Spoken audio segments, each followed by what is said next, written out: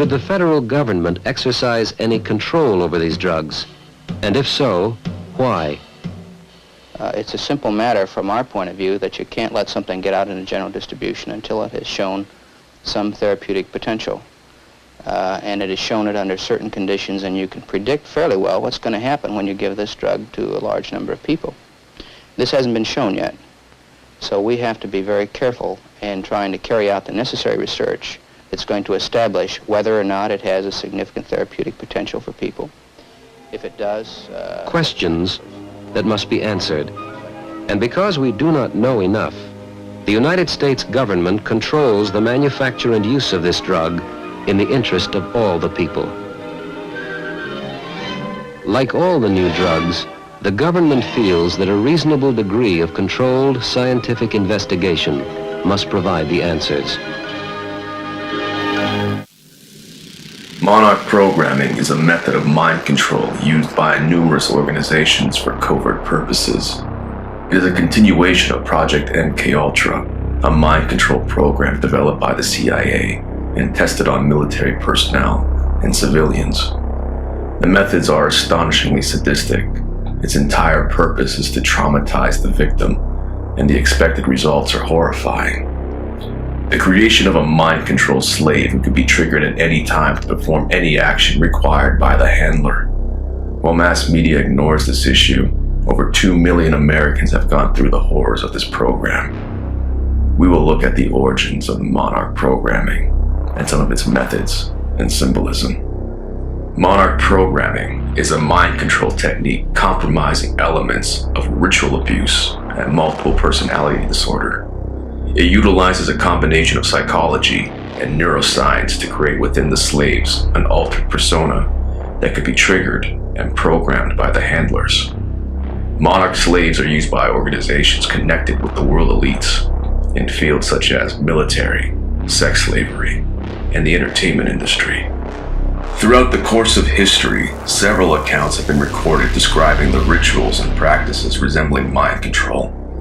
One of the earliest writings giving reference to the use of occultism to manipulate the mind can be found in the Egyptian Book of the Dead. It is a compilation of rituals heavily studied by the occult scholars, which describes methods of torture and intimidation to create trauma, the use of potions, drugs, and the casting of spells, hypnotism, ultimately resulting in the total enslavement of the initiate. It is, however, during the 20th century that mind control became a science in the modern sense of the term, where thousands of subjects have been systematically observed, documented, and experimented on. One of the first methodical studies on trauma-based mind control was conducted by Joseph Mengele, a physician working in Nazi concentration camps. He initially gained notoriety for being one of the SS physicians who supervised the selection of arriving prisoners, determining who was to be killed and who was to become a forced laborer. However, he is mostly known for performing grisly human experiments on camp inmates, including children, for which Mengele was called the Angel of Death. Mengele is infamous for his sordid human experiments on concentration camp prisoners, especially on twins. A part of his work that is rarely mentioned, however, is his research on mind control. Much of his research in this field was confiscated by the Allies and is still classified to this day. Dr. Joseph Mengele of Auschwitz notoriety was the principal developer of the trauma-based Monarch project and the CIA's MKUltra mind control programs. Mengele and approximately 5,000 other high-ranking Nazis were secretly moved into the United States and South America in the aftermath of World War II in what was known as Operation Paperclip. The Nazis continued their work in developing mind control and rocketry technologies in secret underground military bases. The only thing the public were told about was the rocketry work with former Nazi star celebrities like Wernher von Braun. The killers, torturers, and mutilators of innocent human beings were kept discreetly out of sight, but busy in U.S. underground military facilities. Mengele's research served as a basis for the covert, illegal CIA human research program named MKUltra. Project MKUltra ran from the early 1950s to at least the late 1960s, using American and Canadian citizens as its test subjects. The published evidence indicates that Project MKUltra involved the use of many methodologies to manipulate individual mental states and alter brain functions, including the surreptitious administration of drugs, chemicals, sensory deprivation, isolation, and verbal and physical abuse. The most publicized experiments conducted by MKUltra involved the administration of LSD on unwitting human subjects, including CIA employees, military personnel, doctors, government agents, prostitutes, mentally ill patients, and members of the general public in order to study their reactions. However, the scope of MKUltra does not, however, stop. Experiments involving violent electroshocks, physical and mental torture, and abuse were used in systematic manner on many subjects, including children. I remember them telling me that I was getting smaller and smaller, and I really felt myself getting smaller. And they were bringing me back in time, way back. At one point, I almost felt like I was just about to be born, really, that far back in memory. And they were really, really probing, asking all kinds of questions, and I felt I didn't have any control. I had to answer. I didn't feel I had any control. I was completely, like they had complete control over me. Although the admitted goals of the projects were to develop torture and interrogation methods to use on the country's enemies, some historians asserted that the projects aimed to create Manchurian candidates, programmed to perform various acts such as assassinations and other covert missions. MKUltra was brought to light by various commissions in the 1970s, including the Rockefeller Commission of 1975. Although it is claimed that the CIA stopped such experiments after these commissions, some whistleblowers have come forth stating that the project simply went underground, and Monarch programming has become the classified successor of MKUltra. The most incriminating statement to date made by a government official as to the possible existence of Project Monarch was extracted by Anton Chaikin, a writer for the publication The New Federalist. When former CIA Director William Colby was asked directly, "What about Monarch?" he replied angrily and ambiguously, "We stopped that between the late 1960s and the early 1970s. Two airmen had called, or two itinerant guys had called the local sheriff and said there's a guy here that wandered out of the brush with scratches and blood, no shirt, and he doesn't know how he got here or who he is. The police came. His name was Jimmy Shaver. He was an airman. They did a search and they found the little girl's body not too far away, and she had been raped and murdered by this guy who had no memory of doing it. The guy had no history of violence. He had a couple kids, and he was a flight instructor at the school. He'd been in the military for a number of years. I think he was in his early 30s.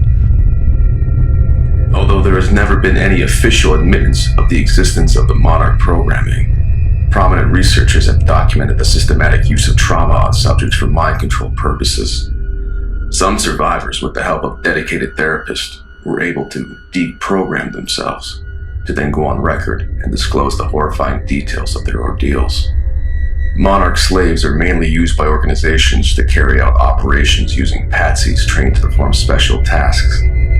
They do not question orders, they do not remember their actions, and if discovered, they automatically commit suicide. They are the perfect scapegoats for high-profile assassinations, the ideal candidates for prostitution and slavery. They are also the perfect puppet performers for the entertainment industry. According to Dr. Corydon Hammond, PhD, he says, "What I can say is I now believe that the ritual abuse program is widespread, is systematic, is very organized from a highly esoteric information which is published nowhere, has not been on any book or talk show, but we have found it all around this country. People say, what's the purpose of it? My best guess is that the purpose of it is that they want an army of Manchurian candidates. Tens of thousands of mental robots who will do prostitution, movies, smuggle narcotics, engage in international arms smuggling, all sorts of very lucrative things, and do their bidding, and eventually, the megalomaniacs at the top believe they'll create a satanic order that will rule the world. Monarch programmers cause intense trauma to subjects through the use of electroshock, torture, physical abuse, and mind games in order to force them to disassociate from reality. A natural response in some people when they are faced with unbearable pain. The subject's ability to disassociate is a major requirement, and it is, apparently, most readily found in the children that comes from families with multiple generations of abuse. Mental disassociation enables the handlers to create walled-off personas in the subject's psyche, which can then be programmed and triggered at will. Trauma-based mind control programming can be defined as systematic torture that blocks the victim's capacity for conscious processing. Through pain, terror, drugs, illusion, sensory deprivation, sensory overstimulation, oxygen deprivation, cold, heat, spinning, brain stimulation, and often near death. And then employ suggestion and/or classical and operant conditioning, consistent with well-established behavioral modification principles, to implant thoughts, directives, and perceptions in the unconscious mind, often in newly formed trauma-induced dissociated identities that force the victim to do, feel, think, or perceive things for the purpose of the programmer. The objective is for the victim to follow directives with no conscious awareness, including execution of acts in clear violation of the victim's moral principles, spiritual convictions, and violation. Installation of mind control programming relies on the victim's capacity to disassociate, which permits the creation of newly walled-off personalities to hold and hide programming. Already, disassociated children are prime candidates for programming. Monarch mind control is named after the monarch butterfly, an insect who begins its life as a worm, representing underdeveloped potential, and after a period of cocooning, programming, is reborn as a beautiful butterfly. Some characteristics specific to the monarch butterfly are also applicable to mind control. The monarch butterfly learns where it was born, its roots, and it passes this knowledge via genetics onto its offspring from generation to generation. This is one of the key animals that tip scientists off that knowledge can be passed down genetically. If knowledge can be passed genetically, then it is important that the parents be found that can pass the correct knowledge onto those victims selected for monarch mind control. When a person is undergoing trauma induced by electroshock, a feeling of lightheadedness is evident, as if one is floating or fluttering like a butterfly. This is also symbolic representation pertaining to the transformation or metamorphosis of this beautiful insect from a caterpillar to a cocoon, dormant in activity, to a butterfly, new creation, which will return to its point of origin. Such is the migratory pattern that makes this species unique. The victim/survivor is called a slave by the programmer/handler, who in turn is perceived as master or god. About 75% are female, since they possess a higher tolerance for pain and tend to disassociate more easily than males. Monarch handlers seek the compartmentalization of their subject's psyche in multiple and separate altered personas, using trauma to cause disassociation. The basis for the success of the Monarch mind control programming is that different personalities, or personality parts called alters, can be created who do not know each other, but who can take the body at different times. The amnesia walls that are built by traumas form a protective shield of secrecy that protects the abusers from being found out, and prevents the front personalities who hold the body much of the time to know how their system of alters is being used. The shield of secrecy allows cult members to live and work around other people and remain totally undetected. The front alters can be wonderful Christians, and the deeper alters can be the worst type of satanic monster imaginable, a Dr. Jekyll, Mr. Hyde effect. A great deal is at stake in maintaining the secrecy of the intelligence agency or the occult group which is controlling the slave. The success rate of this type of programming is high, but when it fails, the failures are discarded through death. Each trauma and torture serves a purpose. A great deal of experimentation and research went into finding out what can't and can be done. Charts were made showing how much torture a given body weight at a given age can handle without death. Due to the severe trauma induced through ECT, abuse, and other methods, the mind splits off into alternate personalities from the core. Formerly referred to as multiple personality disorder, It is presently recognized as dissociative identity disorder and is the basis for Monarch programming. Further conditioning of the victim's mind is enhanced through hypnotism, double-bind coercion, pleasure-pain reversals, food, water, sleep, and sensory deprivation, along with various drugs which alter certain cerebral functions. Disassociation is thus achieved by traumatizing the subject, using systematic abuse, and terrifying occult rituals. Once a split in the core personality occurs, an eternal word can be created, and altered personas can be programmed using tools such as music, movies, and fairy tales. These visual and audio aids enhance the programming process. Created alters can then be accessed using trigger words or symbols programmed into the subject's psyche by the handler. The levels of Monarch programming identify the slave's functions and are named after the EEG brainwaves associated with them. Regarded as general or regular programming, Alpha is within the base control personality. It is characterized by extremely pronounced memory retention, along with substantially increased physical strength and visual acuity.